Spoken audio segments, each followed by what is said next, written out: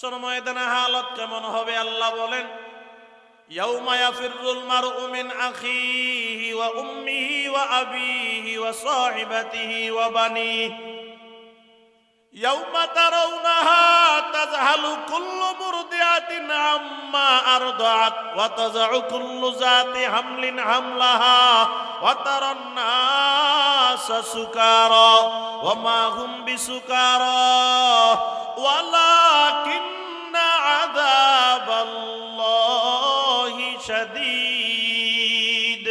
আল্লাহ পাক বলে সেদিন ভাই ভাইকে চিনবে না, মা তার সন্তানকে চিনবে না, একটা নেকির জন্য পাগল পাগল হয়ে দৌড়াবে। ও নোয়াখালীর যুবক ভাই, ও পর্দার অন্তরালে আমার মা বোনেরা শুনিয়া নেন, ওই দিন মানুষ এমন পাগল হয়ে যাবে, একটা নেকির জন্য মানুষ পাগল পাগল হয়ে দৌড়াবে। ভাই ভাইকে চিনবে না, মা তার সন্তানকে চিনবে না। সন্তান মাকে ডাক দিয়া বলবে, মা গো, একটা নেকির জন্য আটকিয়া গেলাম, একটা নেকি দেন গো আমারে মা। মা বলবে, তুই কে? বলবে, আমি আপনার সন্তান আব্দুর রহমান।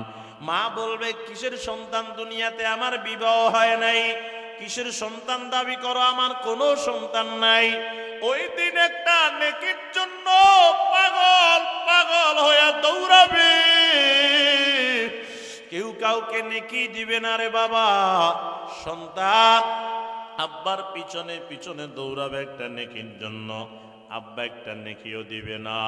একটি নেকির লাইগা ঘুরবে কাল হাসরের মাঠেতে, ছেলে ঘুরবে মায়ের পিছে, মায়ে ছেলের আগেতে, মায়ে ছেলের আগেতে। একটি নেকির লাইগা ঘুরবে কাল হাসরের মাঠেতে, ছেলে ঘুরবে বাবার পিছে, বাবা ছেলের আগেতে, বাবা ছেলের আগেতে। এরে মুসলমান, আমার বাবা আমার বানানো কথা নয়, আমার মালিক তিনটা উদাহরণ দিয়ে বলেন হাসর ময়দানটা কেমন কঠিন হবে। 1 নাম্বার, দুধের সন্তানকে মা ভুলে যাবে, চিনবে না। 2 নাম্বার, দুধের সন্তান তো ভুলে যাবে, শুধু তাই নয়, গর্ভবতী মা গর্ভপাত করে ফেলবে, টের পাবে না। 3 নাম্বার, মানুষ মাতাল মাতাল হয়ে দৌড়াবে নেশাগ্রস্তের মতো। ও যুবক, ও মুরব্বী বাবা, সত্য করে বলবেন, আপনাদের এই নোয়াখালীতে কোনো মা তার দুধের সন্তানকে ভুলতে পারেনি? কথা কয় না কা? এরে বাজান, দুধের সন্তানকে ভুলবে তো দূরের কথা।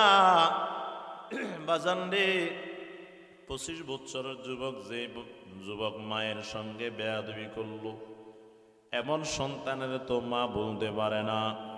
বাজান রে, মা যদি দেখে সন্তানকে কেউ মারলো, মা মাঝখানে গিয়া দাঁড়াইয়া যায়, মারলে তোরা আমারে মার, আমার সন্তানটারে তোরা মারিস না। অন্যায় করছে, অন্যায়ের জন্য আমি জরিমানা দিব, তারপরেও মারিস না। এরে যুবক ভাই, এই কয়েকদিন আগে আমি দেখেছি 2 চোখে, এরে বাজান, সন্তান মায়ের সঙ্গে বেয়াদবি করলো, মানে মায়ের গায়ে হাত তুলে ফেললো। সমাজের মানুষ এবার তার জন্য বিচারের ব্যবস্থা করলো রে বাবা। সালিশ দরবার বসলো, সিদ্ধান্ত হইল 100 বেত্রাঘাত করা হবে এবং মায়ের কাছ থেকে মাপ চাবে। এর বাজান 2 চোখে দেখেছি, 100টা বেত্রাঘাত যখন শুরু হয়ে গেল রে বাবা, 50টা বেত যখন দিছে এক হাতে, আরেক হাতে আরেক পা 50টা দেওয়ার জন্য যখন হাত বাড়াইল, মা মাঝখানে এসে দাঁড়াইয়া গেল, আর মারিও না, আমি মা সহ্য করতে পারি না। আমার সন্তানকে আমার সামনে মারবা, আমি মা আর সহ্য করতে পারি না। তোমরা মারিও না, আমি তারে মাফ করে দিছি। আমার সঙ্গে বেয়াদবি করেছে, আমি মা তার কষ্ট দেখিয়ে তারে মাফ করিয়ে দিলাম।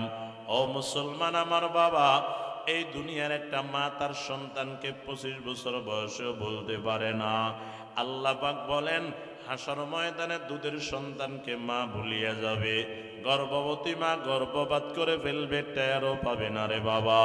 এই দুনিয়াতে একজন মা সন্তান প্রসব করতে কত কষ্ট হয় আপনারা ভালো করে জানেন।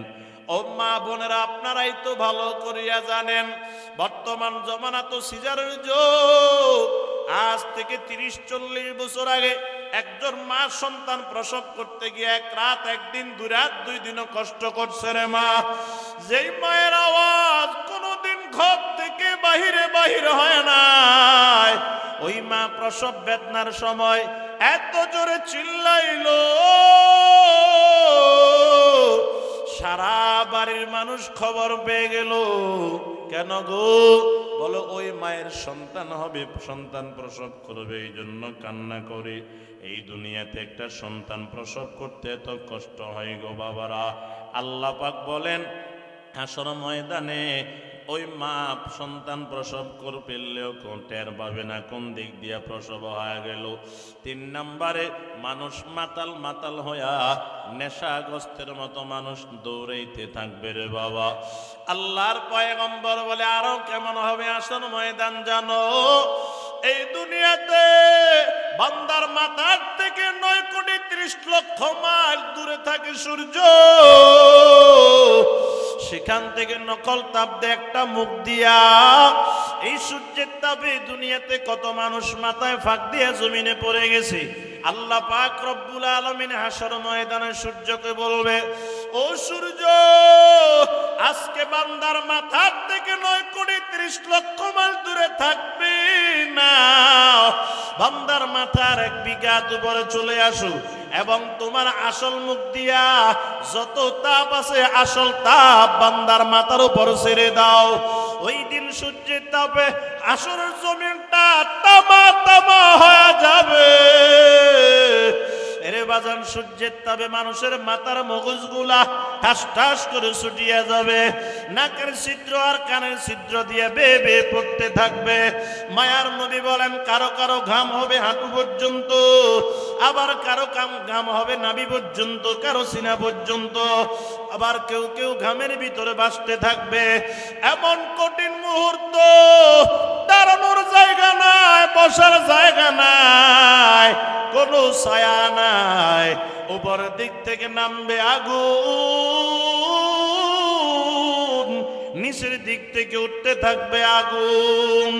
এমন কঠিন হাসর ময়দানে মায়ার নবী বলেন সাবাতু ইউদিল্লুহুমুল্লাহু ফি যিল্লিহি ইয়াওমা লা যিল্লা ইল্লা যিল্লু ওয়া রাজুলুন দাআতহু যাতু মানসিবিন ওয়া জামালিন ফাকালা ইন্নী আখাফুল্লাহ। মায়ার নবী বলেন এই কঠিন মুহূর্তে আল্লাহ 7 প্রকারের মানুষদেরকে ডাক দিবেন। তাদের ভিতরে একদল হবে তারা যারা উচ্চ বংশীয় সুন্দরী নারী পাইয়া নিজের যৌবন চাহিদা মিটাইতে পারত অবৈধ পন্থায়। যুবক যুবতী ডাক দিছে, ও যুবক আসো আমার মনের চাহিদা মিটাইয়া দাও। যুবক বলছে না আমি পারবো না, আল্লাহকে ভয় করি। যদি এই কথা বলিয়া খারাপ নারীর থেকে নিজের যৌবনকে ফিরে নিতে পারে, যদি গুনাহ থেকে বাঁচতে পারে, আল্লাহর পয়গম্বর বলেন এমন যুবককে আল্লাহ সেদিন ডাক দিবে, আসো ও যুবকের দল, আর কষ্ট করা লাগবে না।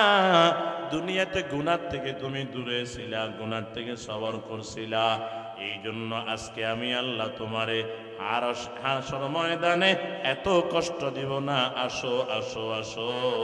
আল্লাহ ওই দিন ডাক দিয়া নিয়া আল্লাহর আরশের নিচে ছায়া দিয়া ধন্য করবেন। জোরে জোরে বলেন সুবহানাল্লাহ।